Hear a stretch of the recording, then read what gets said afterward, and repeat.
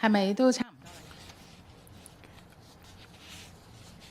多啦？ Already? 好，歡迎大家嚟到。Thank you.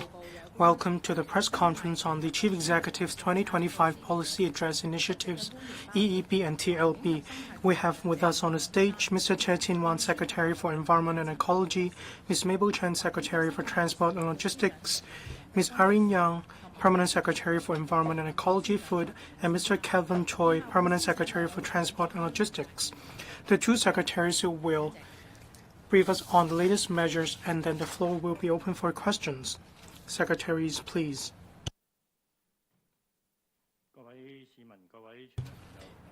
Mr. Che, thank you. The work of the Environment and Ecology Bill covers environmental protection, food safety, and environmental hygiene. In the 2025 policy address, to support SMEs, we will reduce sewage charges from non-domestic accounts by 50%, subject to a monthly ceiling of 5,000 per account. At the same time, the trade affluent surcharge will also be reduced by 50%. This will be implemented for 1 year. We are expecting to benefit about 260,000 non-domestic accounts and about 35,000 businesses, mainly in the catering industry. The concessions are expected to take effect as early as the beginning of next year. We will also waive fees for the first issue or renewal of licenses and permits, including those for hawkers, food businesses, agriculture and fisheries industries, and liquor licenses for 1 year. Over 60,000 licenses are expected to benefit. On streamlining the restaurant licensing regime, the current provisional licensing arrangement allows new operators to commence business while completing the formal license application. To further expedite the processing of applications concerning outside seating accommodation of restaurants, the FEHD will proactively coordinate relevant departments to adopt a new system of joint vetting and streamline procedures. Internal guidelines on the above are expected to be introduced in the fourth quarter of this year. We're expecting to reduce the relevant time by about 1 month. The FEHD will introduce pet-friendly measures, allowing restaurant operators to apply for permission to let dogs enter the food premises, catering for the needs of dog owners and creating new business opportunities for the industry. The government will discuss the details with the industry, with the first batch of approvals expected to be granted in mid-next year. Clear signage will be put up by permitted restaurants. This is a requirement.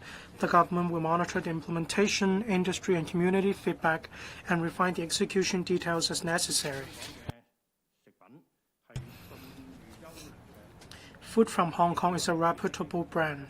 The government will facilitate the sale of food from Hong Kong to the mainland of China and reserve an area near Hengyun Wide Boundary Control Point for promoting the development of the food industry, including wholesale, processing, and trading. In the long run, it may develop into a food industrial park and a place where food production synergizes with tourism. We will introduce a new unified brand for local agricultural and fisheries products in mid-2026. To enhance product awareness and brand value, we will also strengthen the competitiveness of local produce. We will continue to promote the sustainable development of agriculture and fisheries. We will issue culture licenses for new fish culture zones and provide deep-sea cages therein for rental by the fisheries industries, so as to industry the local mariculture production by tenfold within 15 years and promote modernized aquaculture. On agriculture, we will facilitate the livestock sector in constructing the first environmentally friendly multi-story pig farm in Lowu, take forward the agricultural park Phase 2 development, and promote the development of leisure farming and fisheries.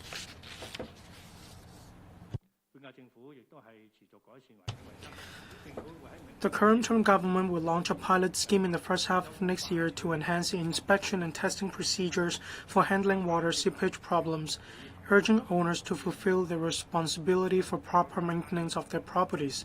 For simpler cases, the time required to issue a notice to the owner of the unit causing seepage is expected to be reduced from about 71 working days to about 14 working days. The government will also actively promote mediation as a way to resolve disputes between residents.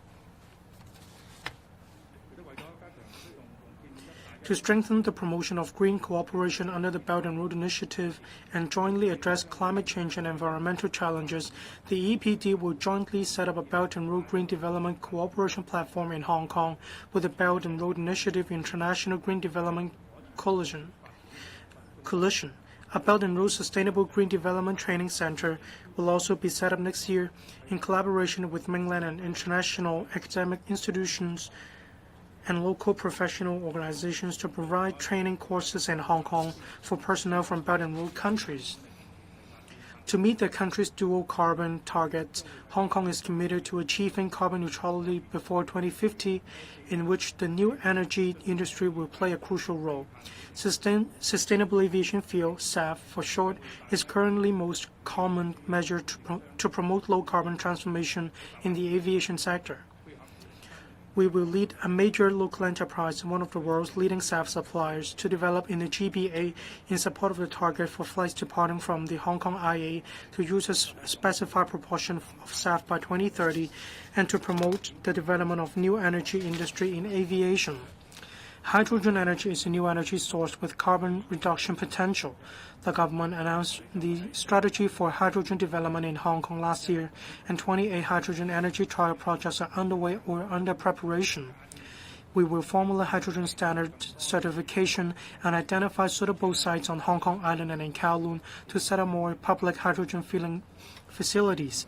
The government will also take forward more trial projects and, in collaboration with the Guangdong province, promote the development of the GBA hydrogen corridor. EVs are getting more and more popular.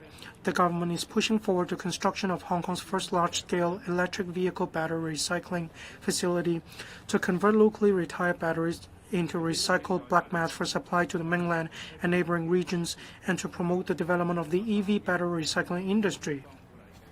The facility is expected to start operation at the Eco Park in the first half of next year. The government is also vigorously expanding the territory-wide EV charging facility. This year, a 300 million fast charger incentive scheme was launched. An additional 3,000 fast chargers will be provided by end 2028 to support the charging needs of about 160,000 EVs. We have earlier approved 2 vacant petrol filling station sites for conversion into fast charging stations and plan to roll out 6 more petrol station sites for conversions into fast charging stations by the end of next year. We are committed to promoting the commercialization of green I&T outcomes. As battery swapping EVs and automated battery swapping station technologies are emerging in the market, we will support market development of these technologies. We'll also encourage NGOs to construct district cooling systems and drive the market to accelerate carbon reduction in existing buildings.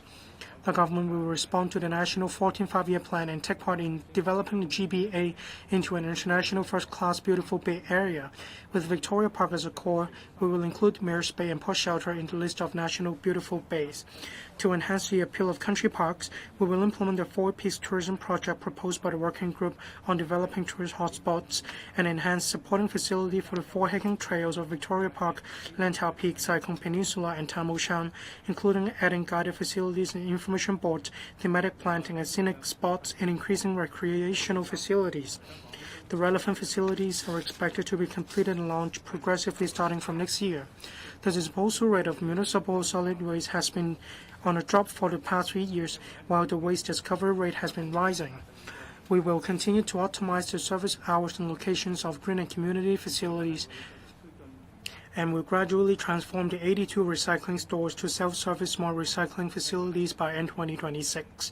The government will continue to pursue food waste smart recycling in residential areas in order to realize 1 bin per block in public rental housing estates, and will consult the electrical panel on environmental affairs within 2026 on formulating the subsidiary legislation concerning the producer responsibility schemes for EV batteries, plastic beverage containers, and beverage cartons. The first modern paper pulping facility in Hong Kong, located at Eco Park, will start trial operation by end 2025 and full operation in 2026. The modern waste-to-energy facility, iPark 1, will progressively start operation by end 2025. The government will also seek funding approval from the legislature in 2026 for the construction of iPark 2 in order to realize zero landfill. Thank you. I will now invite Ms. Mabel Chan to speak.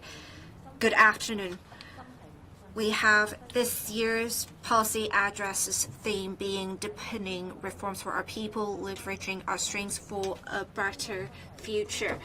And under the portfolio of the Transport and Logistics Bureau, we can generally divide it into two parts, those for the economy and those for the people's livelihood.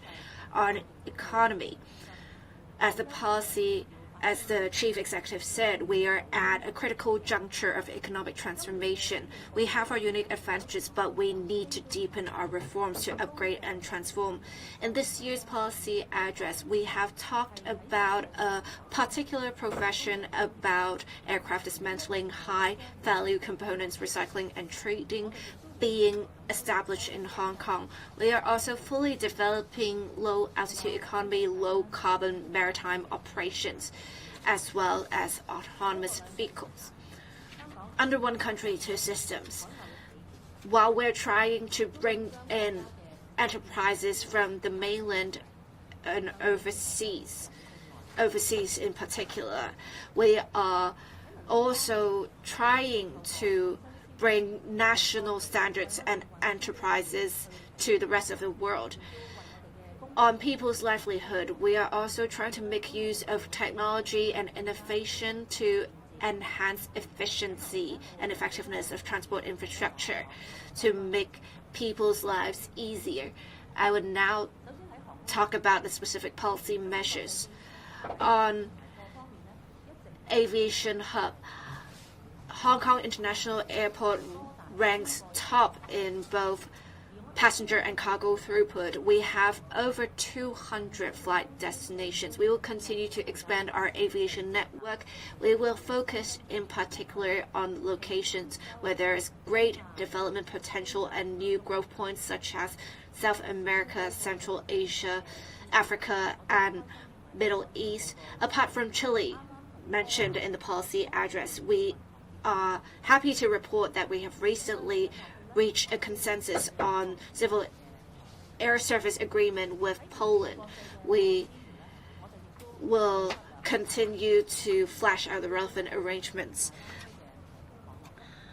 We do not neglect development in the GBA. We will also continue to expand intermodal transport network in the GBA. We will also expand the scope of exemptions for air passenger departure tax starting from October.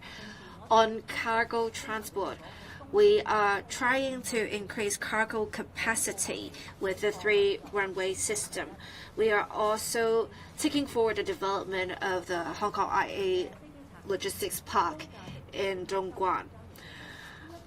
I mentioned earlier that we will have the professional operations relating to aircraft dismantling, high-value components, recycling, and trading being established in Hong Kong. That will bring about benefits to relevant industries. The specific company will work with the Hong Kong International Aviation Academy to provide training to those in the profession. This will consolidate our position as an international aviation hub.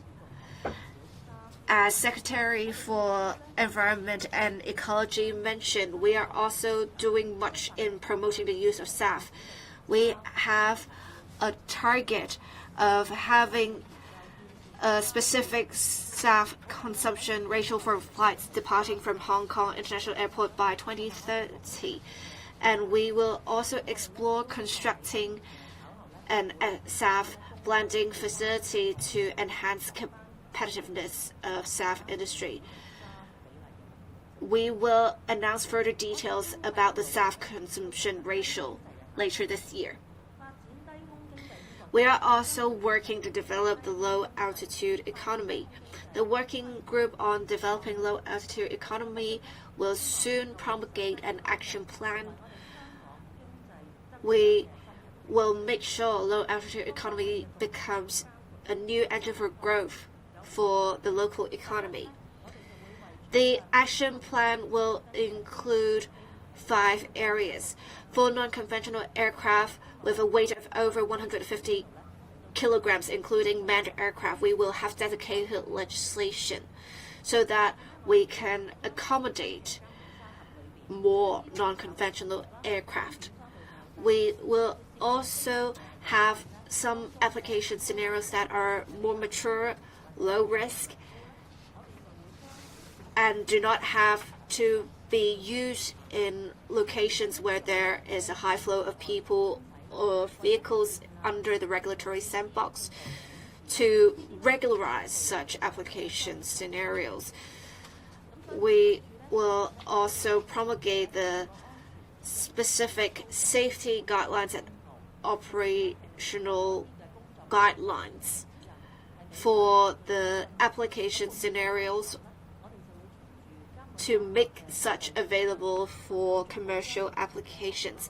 This will help us commercialize the different pilot projects under the sandbox. Early next year, we will have an enhanced low-altitude economy project, regulatory sandbox X. We want to cover application scenarios that are of greater complexity in technology.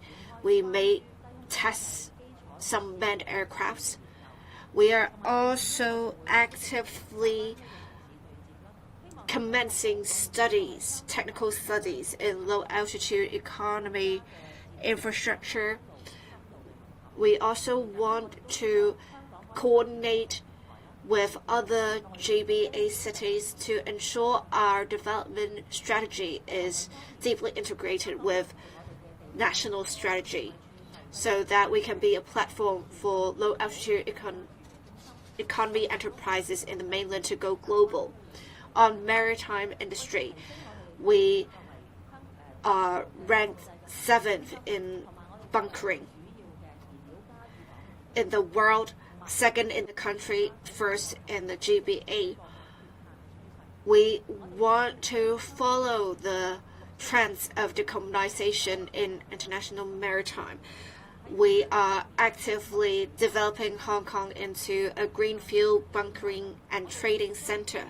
Apart from biodiesel and LNG, we will be promoting the bunkering of green methanol. We will also explore bunkering of green ammonia and hydrogen. We are taking a policy-led approach with transformation of the industry. We are also trying to provide support and facilitation in different areas to develop Hong Kong into a green port and to construct a comprehensive green maritime fuel industry chain in Hong Kong. Before the end of 2030, we want to have the carbon emissions at Kuaiting container terminals reduced by 20% compared to the 2021 figures and achieve carbon neutrality in 2050. We will foster partner port relationships with some mainland and Belt and Road ports to enhance competitiveness. We also want to develop green shipping corridors to expand our circle and enhance competitiveness of ports. In the first half of next year, we will amend legislation to provide half-rate tax concessions for commodity traders in Hong Kong. This should drive demand for maritime services in Hong Kong. I'd like to turn to the land after talking about the aviation and shipping sector. The government is committed to promoting the autonomous vehicle sector, enabling citizens in Hong Kong to experience the convenience of this new technology and attracting enterprises to Hong Kong while supporting them in going global in an active manner. The government implemented a new autonomous vehicles regulatory framework in March last year. We have been promoting the development of AVs, that is, autonomous vehicles in Hong Kong, in an active and orderly manner. We aim to establish a platform for the development of right-hand drive autonomous vehicles. Local research teams are also working very closely with mainland experts to promote the integrated development of smart mobility. Hong Kong has successfully attracted multiple autonomous driving technology enterprises to set up R&D centers in Hong Kong, conduct tests on autonomous vehicles and related technologies, and even pursue public listing. These boost local economy and accelerate smart mobility. Under the new regulatory framework, I'd like to share with you we have approved 3 AV pilot licenses. Among them, the pilot project in North Lantau has made significant progress since its launch at the end of last year. We have achieved 4 major technological breakthroughs in a short period, including multi-vehicle simultaneous operation on Airport Island, passenger carrying tests, and so on. The relevant routes have been expanded, and the vehicle speed has been increased to 50 kilometers per hour. All these point to significant technological breakthroughs. As mentioned in the policy address, we will continue to speed up and enhance the introduction and promotion of autonomous vehicle trials and applications in various communities, driving large-scale and fully driverless development, and expediting the transition to commercial operations. Of course, we attach a lot of importance to driving safety and road safety. That's why we are taking forward these in a cautious and step-by-step manner. Within this year, there are 3 projects we will put to tests. 1. Airport City Link connecting the Hong Kong-Zhuhai-Macau Bridge, Hong Kong Port, and the airport. And next, the project spanning Kowloon City and Kwun Tong districts covering the Kai Tak development area. And third, the project connecting the Airport Island and Tung Chung. In fact, the third project is an extension of the existing South Lantau project, extending it to the Tung Chung New Town. The government is also studying autonomous vehicles connecting with other transport modes.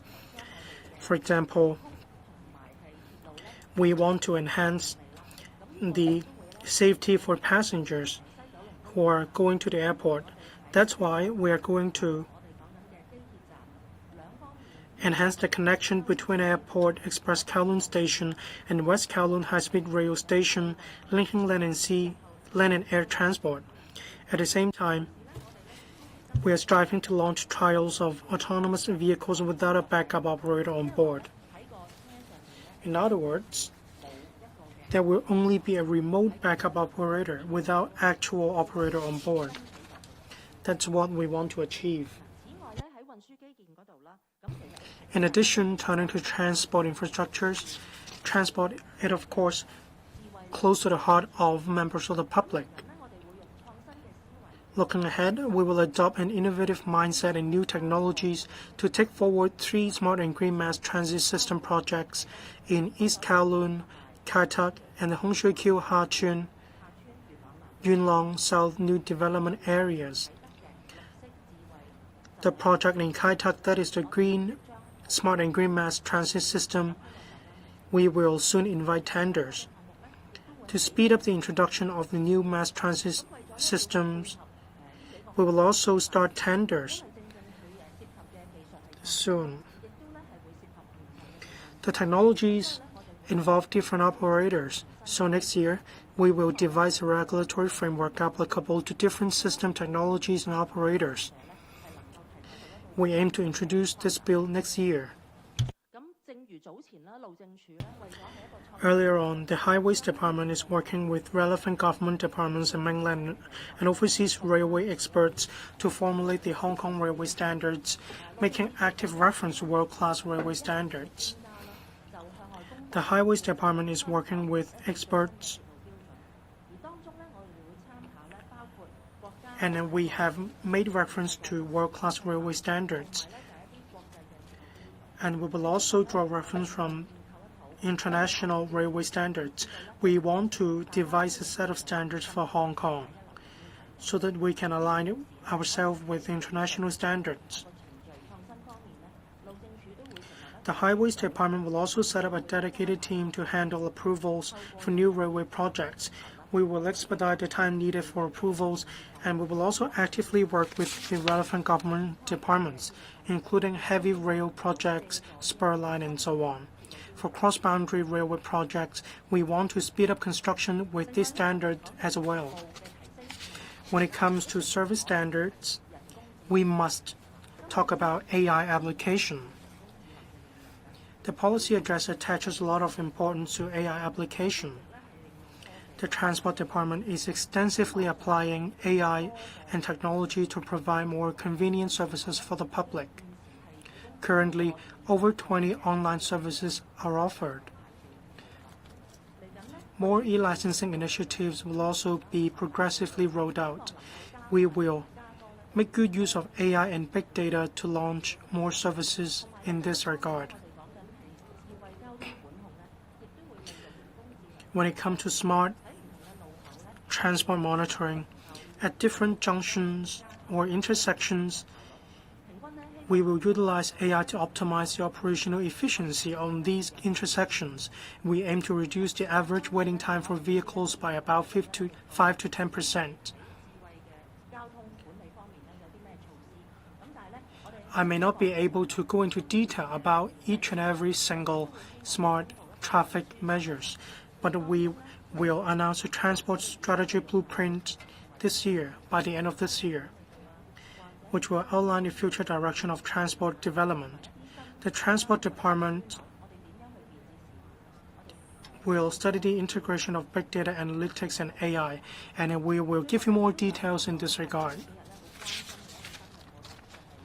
I'd like to talk about the yacht economy, which is close to your heart. As the Secretary for Development and the Secretary for Culture, Sports and Tourism mentioned, different bureaus and departments will work very closely about the yacht economy. We aim to take forward the development of the yacht economy. The Transport and Logistics Bureau actively promotes Skytopia about the development of the yacht bay at the airport city, providing over 500 berths. A few berths can accommodate super yachts over 80 meters in length. These super yachts bring a lot of high-end, high-value tourists to their countries. This will also speed up the development of the local tourism sector. We want to hold yacht exhibitions, transactions, and so on. We expect that this will drive the development of the industry and the local economy. Speaking of the yacht economy development, we expect that they will be commissioned starting from 2028 progressively. Regarding facilitation measures, the policy address talks about removing barriers. The Marine Department will actively support the government's development by relaxing the requirements for visiting yachts on three main fronts. First of all, we will put in place a monitoring system for yachts to come to Hong Kong in an easier manner. There will also be an electronic business system for visiting yachts to make an application to come to Hong Kong. We also want to make it convenient for ship owners in the mainland to take tests. There will be facilitating measures. In the second half of 2026, these facilitating measures will be implemented progressively from this point in time. The Marine Department will discuss and arrange cooperation with the Guangdong Maritime Safety Administration on facilitating measures for the northbound travel of yachts from Hong Kong and southbound travel for yachts from the mainland. Our policy portfolios cover maritime, land, and air transport. We work together and actively implement every policy together with members of the public as well as the industry. We do want to expedite our pace of innovation so that we can bring a more convenient transport system for the public. Thank you. We'll now go into the Q&A session. The female journalist sitting in the last row. Excuse me, can you please state your outlet first? I'm from Commercial Radio. I want to ask about development of yacht economy. It is said that there will be progressive completion of the relevant arrangements. Is it the system that will come first, the electronic business system, or northbound travel for Hong Kong yachts? Can you talk about the timeline and the implementation details? How many yachts do you expect will come to Hong Kong in future? What is the demand for such arrangements? I want to ask Mr. Zhe. Originally, we had in July a report to be made by the Secretary to the Legislative Council on municipal solid waste charging. You said you had to collect more public feedback. What public feedback have you gotten? Do you think it is not the right time to implement MSW charging still? Thank you for your question. For the development of yacht economy, the Marine Department will remove some restrictions and develop the relevant systems. The measures will be implemented in phases starting from 2026. We have the dynamic yacht monitoring system. It is a system that monitors yacht movements and detect yacht movements. With this system, we do not need yachts to apply for a berth before they come to Hong Kong. So it will offer more flexibility. We will also facilitate yacht masters from the mainland to take examinations and take courses in navigation in Hong Kong. We hope that with such measures, there will be more yachts coming to Hong Kong. You asked about the demand. We note that in the last few years, we had over 258 yachts coming to Hong Kong. We have more and more coming from the mainland. So in terms of policy, the Transport and Logistics Bureau and the Marine Department will work with the relevant authorities in Guangdong to flesh out arrangements for northbound travel for Hong Kong yachts as well as southbound travel for yachts from the mainland. Thank you. Thank you for your question. On 29th of September, we will report to the Electrical Panel on Environmental Affairs. On this, we will discuss also the measures in the policy address. We will report on this item at that meeting. Thank you. Next question. The female journalist wearing glasses in the front row. Hi, I'm from Shenzhen TV. While we are having the trade wars, as an international shipping center, what advantages do we have, and how can we leverage on such advantages to respond to the uncertainties in the world? Thank you for your question. Indeed, we have very unique advantages. We are a port in the country, but independent from the country in a way. We are also doing much in digitalization, going green and going smart. We are also actively working to foster a rail, sea, land, river network with different mainland cities so that we have different channels in the mainland connecting different cargo sources. We believe with diversified market development, it can enhance the competitiveness of the Hong Kong port. We also have the port community system that can share information with different ports as well as ports in the rest of the world to have a network built. Thank you. Question from South China. The male journalist in the front. Question for Secretary Chen. What's the government vision of the development of driverless vehicles?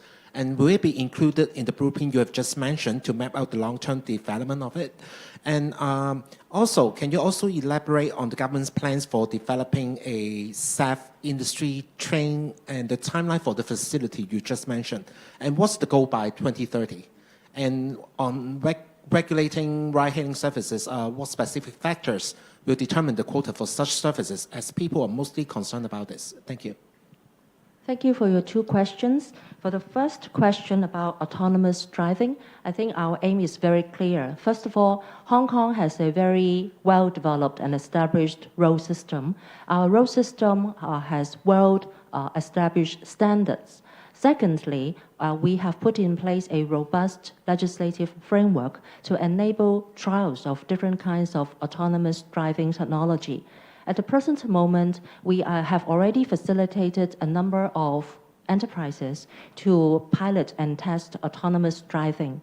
We aim that through the various trials and through the implementation of cross-district autonomous driving test, we would achieve ultimately a economy of scale, a bigger scale of trial, and also we can implement it, a driverless vehicle implementation.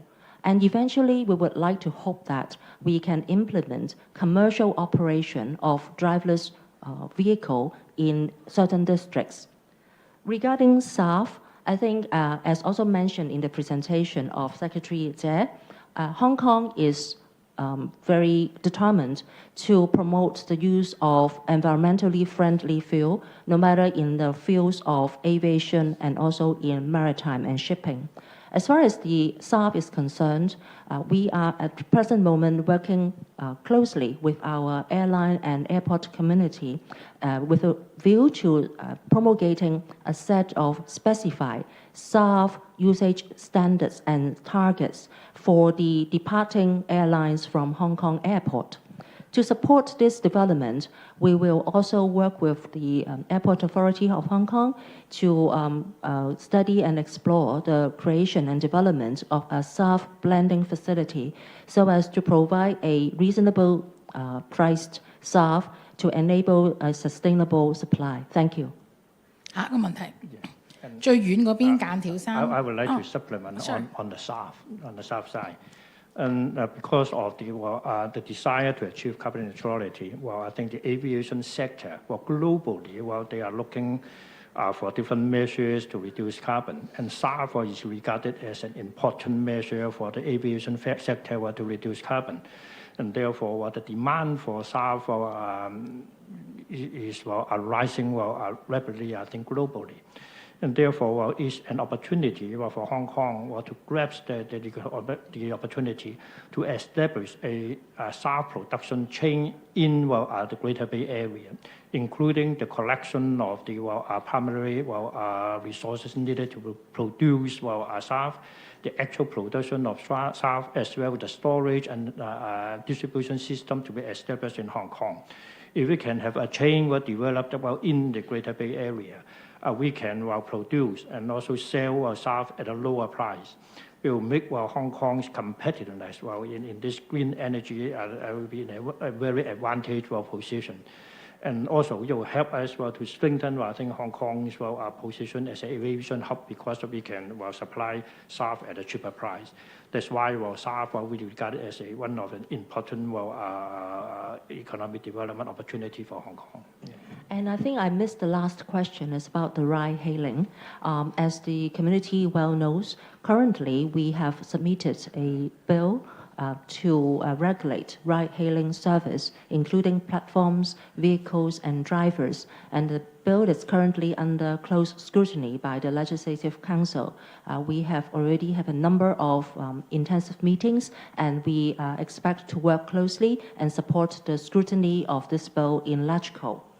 In the first stage of our legislative proposal, we focused on the major principles and also the directions for the regulation of this kind of service. As regards the other implementation details, including the quota and also the number of vehicles to be provided and allocated for ride-hailing service, we will continue to do our study and we will listen to further views from the community. Most importantly, we would like to take into account various factors, including the community's ride-hailing, the experience, and the provision of our public transport system, and also our capacity of our road system, as well as to create a friendly and a healthy competitive environment within the personalized point-to-point service. Thank you. 係間條嗰位。係經濟日報咁首先。Next reporter, please. Thank you. I'm from the Hong Kong ET. Ms. Rosanna talked about the Four Peaks Tourism Project, and she said that the AFCD is working on some policies. I'd like to ask about that. I'd also like to ask about the yacht economy. Just now, Ms. Chen said that every year, 250 yachts come to Hong Kong. After the cross-boundary travel arrangements for yachts, I'd like to know how many yachts you expect to come to Hong Kong from the mainland. Are you worried that there aren't sufficient berths? What is the progress of discussion with the Guangdong Authority? A typhoon is coming to Hong Kong soon. The Guangdong Authority said that it's going to be a very serious situation. It's like a catastrophe like Mankat. Will the Transport Department plan ahead? Will there be any announcements in relation to activities in Hong Kong, such as any announcements in relation to work or school? Thank you. In relation to Four Peaks tourism projects, the AFCD is working to improve the facilities in country parks. The aim is to improve the ecology of the country parks in Hong Kong. And of course, the Four Peaks tourism project is covered. The AFCD will improve the facilities, including signage and toilets, in relation to the Four Peaks projects. We are also identifying different locations to provide more facilities for tourists. We aim to bring them a new experience. Say for the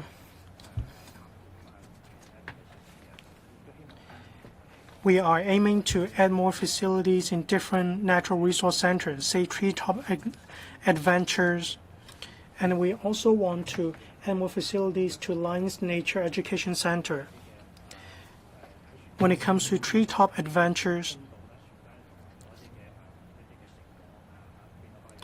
we want to provide some nets in these areas so that teenagers will be able to take part in activities in these treetops. We also want to provide some places for tourists to take a rest at the different areas in the Four Peaks tourism project. There will be new measures soon. Ms. Mabel Chen, thank you. Regarding the yacht economy, between 2020 and 2024, there were a total of 258 visiting yachts to Hong Kong. In our system, we require these visiting yachts to make advance applications, and they will have to book the berths in advance before they come to Hong Kong.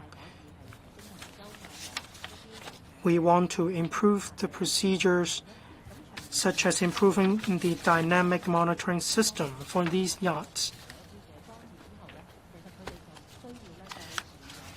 With this system, the yachts no longer have to make advance application for these berths.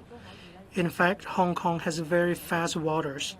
With dynamic yacht monitoring system, these yachts can be berthed in different areas of the Hong Kong waters. They will also be able to move around freely in Hong Kong waters. And I believe this will be more flexible. When it comes to the yacht bay at the airport city, an additional 500 yacht berths will be provided. We conducted market sounding out exercises. We identified certain demands in this regard. We hope yachts of different scale will come to Hong Kong. Regarding typhoon, I'd like to add something. Thank you.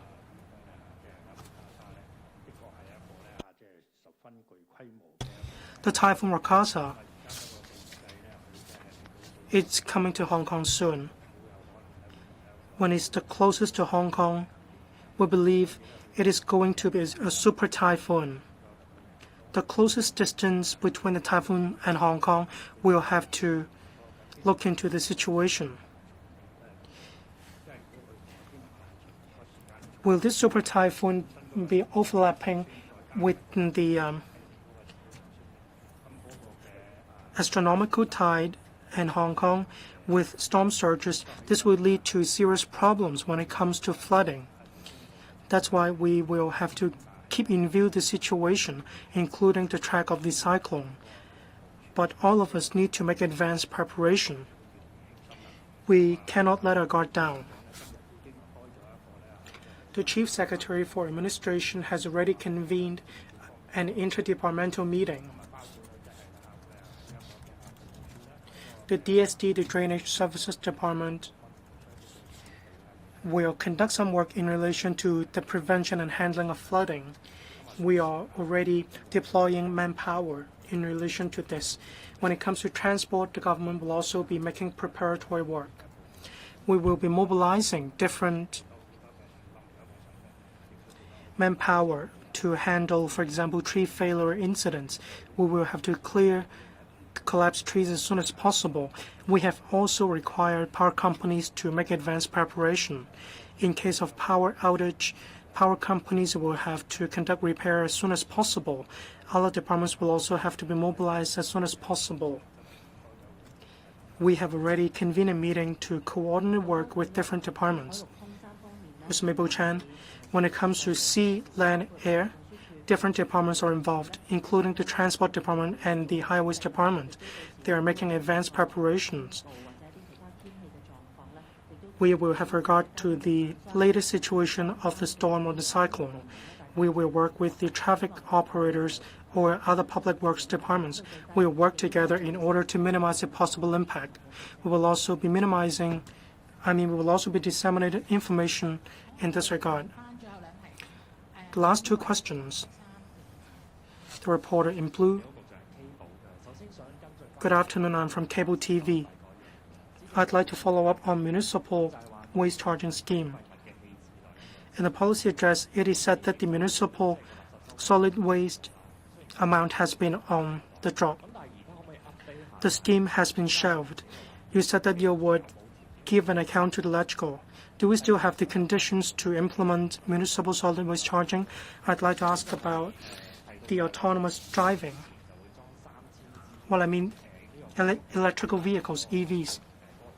By 2028, 3,000 fast chargers will be installed. Will commercial vehicles be covered? Electric minibuses, the number is quite small. Do you have existing policies to take forward this, or are you still looking into some more policies? Thank you for your questions. In relation to municipal solid waste charging scheme, on the 29th of September, we will brief our measures in relation to the policy address to the panel on environmental affairs. So I'm not going into greater detail right now regarding charging facilities for EVs. We have thousands of EV chargers in Hong Kong. As for commercial vehicles, they have great demand for fast chargers. We have a scheme right now. We require new buildings to be equipped with charging facilities. For existing car parks, we request that charging facilities be installed. Our target is that by 2027, we will need 200,000 fast chargers. At present, we have 100,000. For the existing 2,000 fast chargers in Hong Kong, we have seen a huge demand for them. That's why the government has a subsidy scheme. In the coming 2 years, by 2028, we expect to install 3,000 fast chargers for EVs. This will be able to support a total of 160,000 cars, including commercial vehicles. The government is converting existing petrol filling stations into EV charging stations. 2 stations are being built. They will be commissioned next year. We will roll out 6 more petrol filling stations to be converted into charging stations. We are also in dialogues with bus companies. They have a scheme about electric buses in their own factories or depots. They will also be installing high-speed chargers. Basically, buses are only charged in the evening. So in the morning, they can be released for commercial vehicles. So in the coming 2 to 3 years, we can expect a significant increase in the number of fast chargers. This will provide sufficient supply to commercial vehicles. 前面呢位 We will now take the last question. Female journalist wearing a black top in the front row. I'm from In Media. I want to ask about pet-friendly restaurants. Why are you not relaxing the restriction altogether so that restaurants can opt for allowing pets on their own choices? I want to ask how much administration costs will be involved. How much will you charge the restaurants? Will that constitute a heavy burden on the industry? Thank you. We saw in the past how there are more people keeping pets. I have a lot of friends who are keeping pets, especially the younger ones. They treat pets as children. We have seen many new shopping malls being pet friendly. And we do see many people bringing their pets to the malls. We do see more pets in Hong Kong.